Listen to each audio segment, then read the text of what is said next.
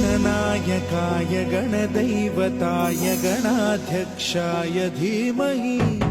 गुणशरीराय गुणमण्डिताय गुणेशानाय धीमहि गुणातीताय गुणाधीशाय गुणप्रविष्टाय धीमहि एकदन्ताय वक्रतुण्डाय गौरीतनयाय धीमहि गजेशानाय भालचन्द्राय श्रीगणेशाय धीमहि